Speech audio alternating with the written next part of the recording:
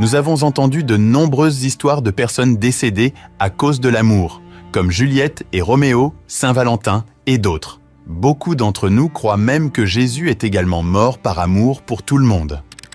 Mais ce n'est pas une histoire tirée d'un livre. Il s'agit d'une fille qui est récemment décédée parce qu'elle ne voulait pas cesser d'aimer un garçon que ses parents désapprouvaient. Quand j'ai écouté cette histoire, j'ai eu les larmes aux yeux. Cette jeune fille a été tuée par son père parce qu'il n'approuvait pas sa relation avec son petit ami. Suivez attentivement jusqu'à la fin pour comprendre ce qui s'est réellement passé. Merci. Saint-Valentin et d'autres. Beaucoup d'entre nous croient même que Jésus est également mort par amour pour tout le monde. Mais ce n'est pas une histoire tirée d'un livre. Il s'agit d'une fille qui est récemment décédée parce qu'elle ne voulait pas cesser d'aimer un garçon que ses parents désapprouvaient. Ce jour-là, son père l'a frappée très fort. Et tout le monde aux alentours a entendu ses cris. Elle a été gravement blessée et est morte d'une manière horrible. Ne vous attardez pas trop là-dessus, car ce garçon était son petit ami avant qu'elle ne meure. Même s'ils n'ont rien fait de mal, les parents de la fille n'approuvaient pas leur relation. Elle a eu une vie difficile parce que ses parents l'ont toujours empêchée d'aimer ce garçon. Il est venu un moment où sa mère l'a complètement mise à la porte. Et elle n'avait nulle part d'autre où aller. Et c'est vers moi qu'elle s'est tournée.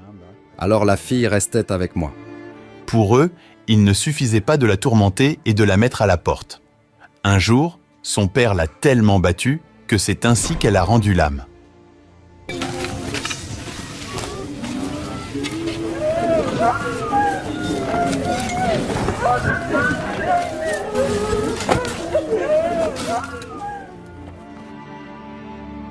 Pourquoi des parents iraient-ils jusqu'à prendre la vie de leur enfant?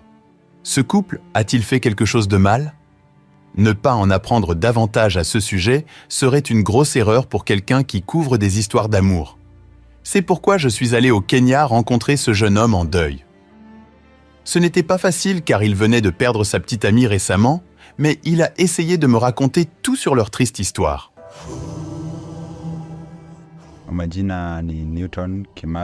Je m'appelle Newton Kimaru, mais les gens me connaissent sous le nom de Kim FX sur les réseaux sociaux. J'ai 22 ans et je vais bientôt en avoir 23. J'ai grandi au Kenya et j'ai terminé le lycée. Je suis dans le trading forex. C'est pourquoi beaucoup de gens m'appellent Kim FX. FX signifie forex, quelque chose que je pense que beaucoup de gens ont entendu parler. Newton est un gars intelligent. Alors que beaucoup de jeunes de son âge passent leur temps sur des choses inutiles, il se concentre sur l'apprentissage des affaires sur Internet. Comme tout le monde, il a également une histoire d'amour dans sa vie. Mais pour lui, l'amour s'est transformé en source de douleur. Je veux partager une histoire triste sur ma petite amie. C'est difficile pour moi d'en parler. Faith avait presque 19 ans, et lorsque nous nous sommes rencontrés pour la première fois, nous sommes devenus amis. Avec le temps, nous sommes tombés amoureux et sommes devenus un couple. Nos parents ont découvert notre relation, car l'amour n'est pas quelque chose que l'on peut cacher. Au début, je ne voyais aucun problème avec notre relation. Sortir ensemble nous semblait bien, quelque chose que nous avions le droit de faire.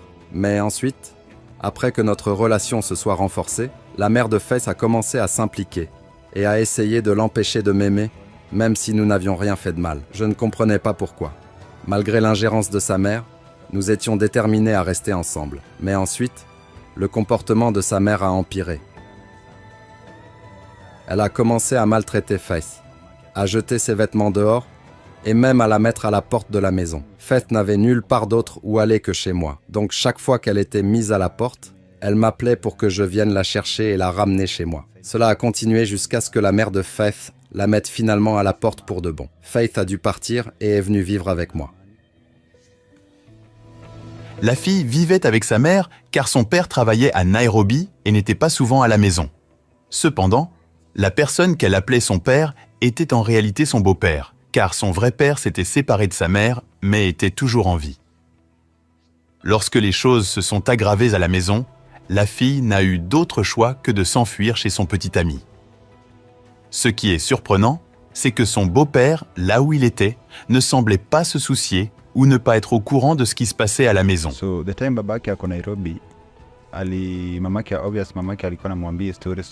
Le beau-père de Faith vivait à Nairobi et sa mère avait l'habitude de tout lui raconter. C'est ainsi qu'il a eu mon numéro.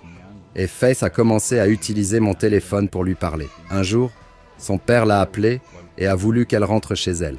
Alors j'ai décidé de l'accompagner. Quand elle est rentrée chez elle, ils lui ont dit qu'elle ne pouvait plus quitter la maison. Cela a fait un moment que nous n'avons pas parlé car ils ont pris son téléphone pour l'empêcher de me parler. Mais elle a réussi à trouver un autre téléphone pour m'appeler. Nous avons trouvé un moyen de parler sans que ses parents le sachent. Je lui ai dit de m'envoyer un message disant « S'il te plaît, appelle-moi 2 fois d'affilée depuis n'importe quel autre téléphone et je saurai que c'était elle. » C'est ainsi que nous sommes restés en contact. Juste avant que cette fille ne rentre chez elle, sa mère n'arrêtait pas de l'appeler et de lui envoyer des SMS, l'avertissant que les choses deviendraient vraiment mauvaises si elle rentrait. Mais comme son beau-père insistait pour qu'elle rentre chez elle, elle sentait comme si elle n'avait pas d'autre choix.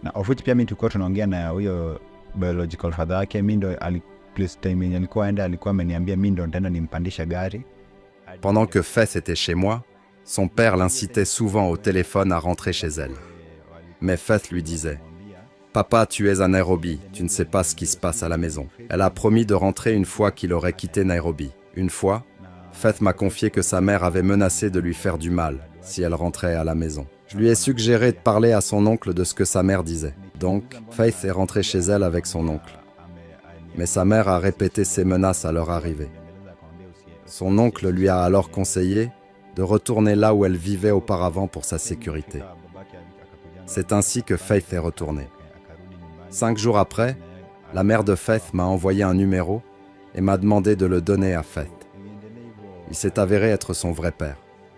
Faith a parlé à son vrai père et lui a tout dit sur sa situation à la maison et sur la façon dont il voulait lui faire du mal à cause de notre relation. Son père était très bouleversé et a immédiatement insisté pour qu'elle vienne vivre avec lui.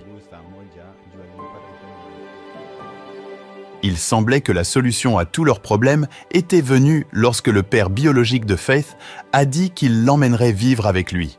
Ils ont commencé à se préparer pour que Faith aille chez son père biologique. Mais étonnamment, cette décision a causé de très sérieux problèmes plus tard. Je ne suis pas sûr de savoir comment cela s'est passé, mais Faith semblait avoir été persuadée par sa mère et a changé d'avis sur le fait de vivre avec son père biologique. Elle m'a ensuite dit qu'elle ne pouvait pas aller vivre avec lui et qu'elle ne lui avait plus parlé depuis. Quand je lui ai demandé pourquoi, elle a dit que sa mère lui avait interdit d'y aller. Les choses ont empiré lorsque son beau-père a découvert que son père biologique voulait l'emmener loin, ce qui l'a rendu très en colère. Il a commencé à agir étrangement, même s'il n'était pas comme ça avant. Lorsque son père est rentré chez lui de Nairobi, Faith est également rentrée chez elle car son beau-père était de retour.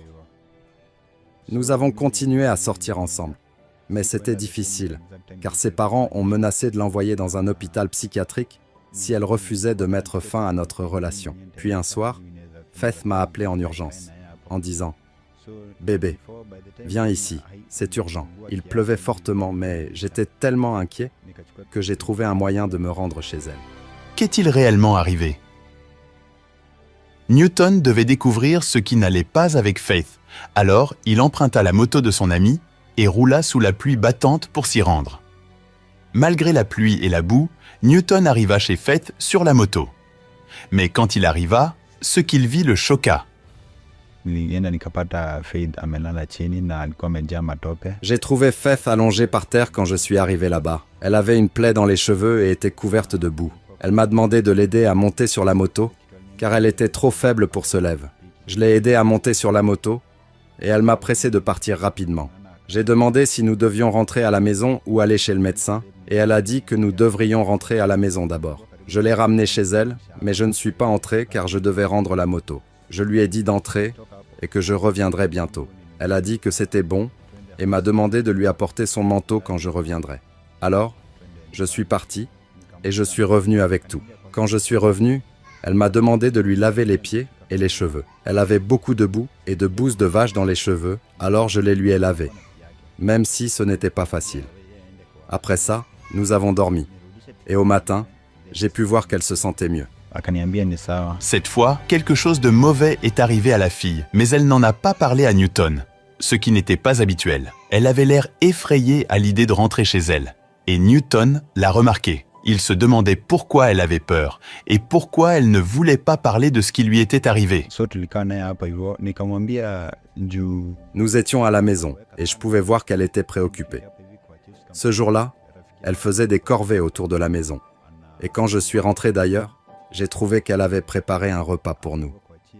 Nous avons mangé et à la nuit tombée, nous sommes allés nous coucher.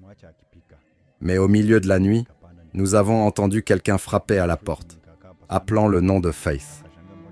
Quand elle l'a entendu, elle a dit que c'était son beau-père.